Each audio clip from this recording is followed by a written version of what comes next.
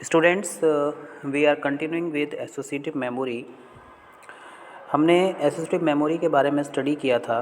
Today we will study about parallel models of associative memory. देखिए, associative memory के बारे में आपको ये बताया गया है कि जो एसोसिएटिव मेमोरी होती है वो आपकी कंटेंट एड्रेसेबल मेमोरी होती है। यहाँ पर हम एड्रेसिंग का यूज़ नहीं करते हैं, हम कंटेंट की इंडेक्सिंग नहीं करते हैं, डायरेक्ट एक्सेस होता है आपका डाटा। और हम ये कह सकते हैं कि जो एसोसिएटिव मेमोरी है वो फास्टेस्ट एक्सेस प्रोवाइड करती है in comparison to random access memory and cache memory. Students, अगर मैं इनके टाइप्स की बात करूं तो मुझे यहाँ पर दो टाइप्स दिए गए हैं। एक मेरे पास में ऑटो एसोसिएटिव मेमोरी होता है, दूसरा हेट्रो एसोसिएटिव मेमोरी होता है। देखिए, अगर मैं ऑटो एसोसिएटिव मेमोरी की बात करूं तो यहाँ पर अगर हम किसी पैटर्न को स्टोर करते हैं और हमारे पास में एक नया पैटर्न आता है तो जो नया पैटर्न है वो करंट पैटर्न से मिलता जुलता हुआ होता है। इस मेमोरी को ऑटो एसोसिएटिव कोरिलेटर भी कहा जाता है। स्टूडेंट्स, फॉर एग्ज़ाम्पल यहाँ पर मेरे पास में एक पिक्टोरियल डायग्राम है। यहाँ पर एक डिस्टॉर्टेड पैटर्न मेरे पास में है। इस पैटर्न को मैंने रिफाइन किया and I will get two patterns here, one is this and the second one is this. Now अब हमारे पास में एक न्यू जनरेटेड पैटर्न होगा। वो पैटर्न आपका प्रीवियसली स्टोर्ड पैटर्न को कोरिलेट करता हुआ होगा, जैसा कि आप यहाँ पर देख रहे हैं। तो जो हमारी ऑटो एसोसिएटिव मेमोरी होती है इसको कोरिलेटेड मेमोरी भी कहा जाता है। और इसमें जो पैटर्न्स पहले से स्टोर होते हैं उन पैटर्न्स के बेसिस पर हमारे पास में नया पैटर्न आता है। स्टूडेंट्स, सेकंड मॉडल की अगर मैं बात करूं तो मेरे पास में हेट्रो एसोसिएट मेमोरी है। यहाँ पर जो मुझे पैटर्न मिलेगा वो टोटली डिफरेंट होगा इनपुट पैटर्न से, चाहे हम उसके टाइप की बात करें या फिर हम उसके फॉर्मेट की बात करें। बट कभी कभी हेट्रो एसोसिएटिव मेमोरी में आपको कंटेंट भी डिफरेंट देखने को मिलता है। हेट्रो एसोसिएट मेमोरी को हेट्रो एसोसिएटिव कोरिलेटर भी कहा जाता है। जैसा कि हम इस पिक्टोरियल डायग्राम में देखेंगे, ये हमारी हेट्रो एसोसिएटिव मेमोरी है। देखिए, यहाँ पर अगर मैं इसका पार्टीशन करूँ तो यहाँ पर मुझे दो पैटर्न अलग अलग देखने को मिलेंगे और जो नया पैटर्न मेरे पास में आया that is totally different from the input pattern. Students, अब जो हमारी एसोसिएटेड मेमोरी होती है या फिर हमारी एसोसिएटिव मेमोरी होती है, इनके मॉडल्स का हम कहाँ पर यूज़ करते हैं? इनका सबसे ज़्यादा यूज़ आपको न्यूरल नेटवर्क्स में देखने को मिलेगा। न्यूरल नेटवर्क्स जो होते हैं वो आपके एसोसिएटिव मेमोरी मॉडल्स पे बेस्ड होते हैं और इनको न्यूरल एसोसिएटिव मेमोरी कहा जाता है। यहाँ पर अगर हम लीनियर एसोसिएट करें, जैसा कि आपको बताया गया है, तो हमें एक न्यूरल नेटवर्क मिलेगा जो कि ईजीएस्ट वे में इम्प्लीमेंट किया गया होगा with the help of first model of associative memory, जिसको कि आप ऑटो एसोसिएटिव मेमोरी भी कहते हैं।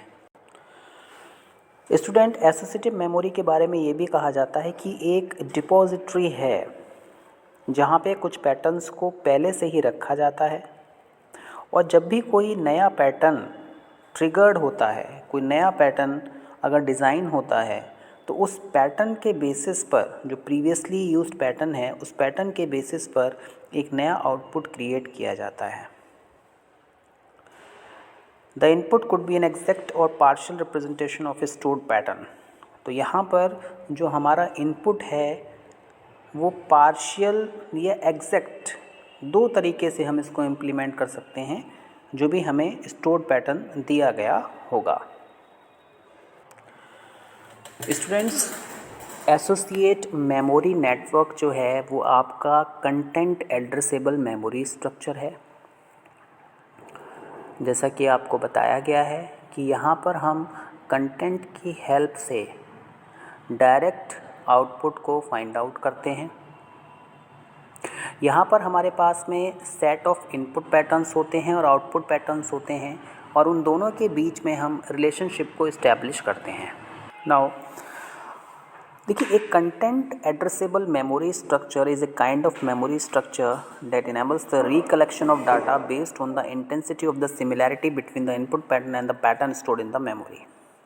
तो जो बेसिक यहाँ पे कंसेप्ट है वो ये है कि हमारे पास में इनपुट पैटर्न्स होते हैं और इनपुट पैटर्न्स की सिमिलैरिटी के बेसिस पे हमारे पास में आउटपुट पैटर्न आता है और हो सकता है कि आउटपुट पैटर्न हमारे पास में पहले से ही मेमोरी के इनसाइड स्टोर है।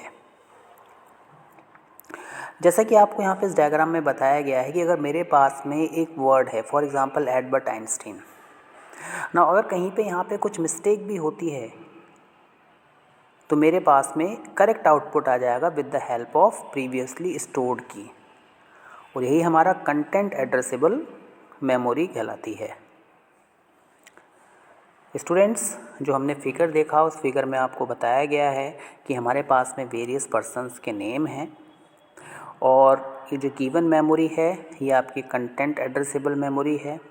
किसी ने अगर कोई इनकरेक्ट स्ट्रिंग भी पास की, for example Albert Einstein name है, किसी ने केवल एल्बर्ट ही पास किया, तो उस एल्बर्ट की हेल्प से जितने भी सिमिलर पैटर्न होंगे डाटाबेस में वो आपके फैच हो जाएंगे। इट मीन्स हम यहाँ पे कंटेंट को एड्रेस कर रहे हैं, मेमोरी को एड्रेस नहीं कर रहे हैं। अगर हम इस टाइप की मेमोरी की बात करें, जैसा कि आप वर्चुअल मेमोरी में देखेंगे, आप पेजिंग में देखेंगे, आप डिमांड पेजिंग में देखेंगे, आपको सेगमेंटेशन में देखने को मिलेगा कि ये जो मेमोरी है ये आपकी रोबस्ट है और आपकी फॉल्ट टॉलरेंट है, क्योंकि यहाँ पर पैटर्न्स पहले से ही हमारे पास में अवेलेबल हैं।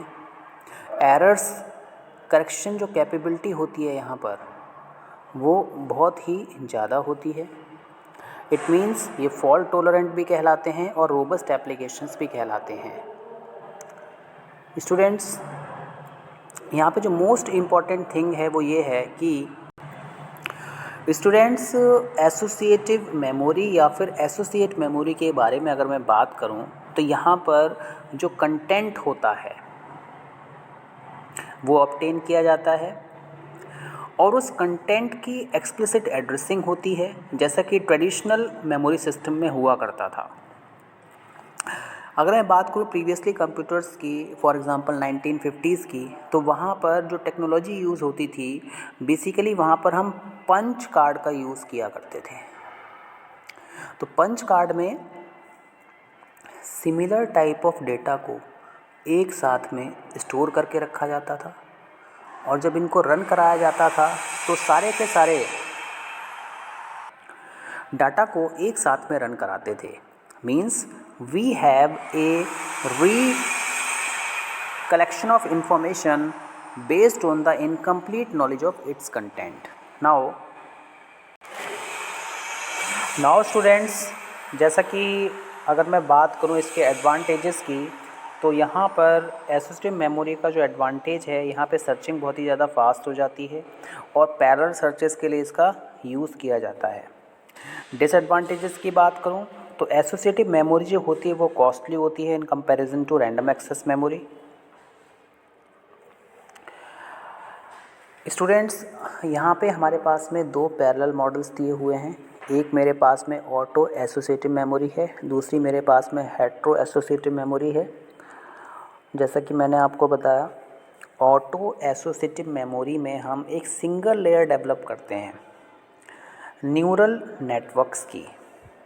यहाँ पर हमारे पास में इनपुट वेक्टर्स होते हैं। देखिए अगर मैं वेक्टर की बात कर रहा हूँ तो वेक्टर एक सिंपल क्या है, मैट्रिक्स, एक एरे है जिसमें आप एलिमेंट्स को सेव कर सकते हैं, डाटा को सेव कर सकते हैं।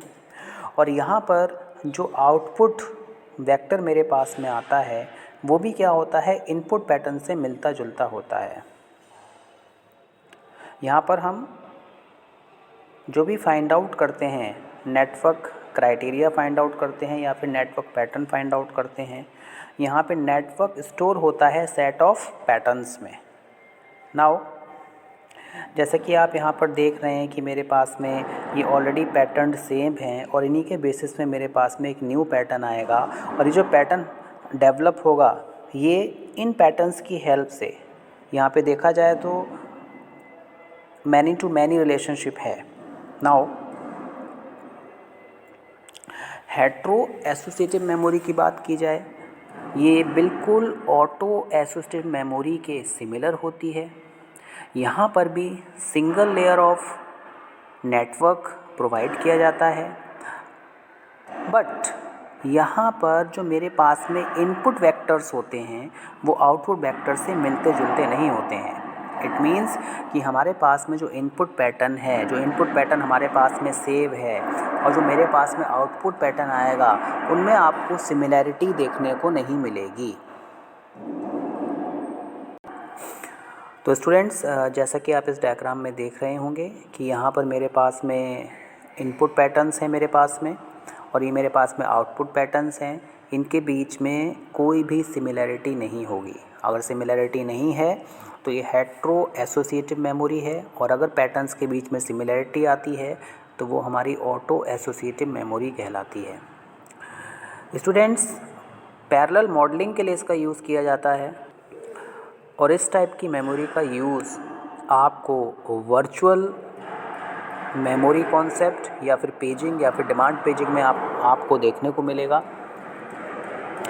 स्टूडेंट, जैसा कि आपको बताया गया, एसोसिएटिव मेमोरी के मोस्ट इम्पॉर्टेंट पॉइंट्स, ये कंटेंट एड्रेसेबल मेमोरी है। यहाँ पे कंटेंट की एड्रेसिंग नहीं की जाती है, डायरेक्ट इसको सेव किया जाता है। I hope you have understood this lecture. Thank you very much.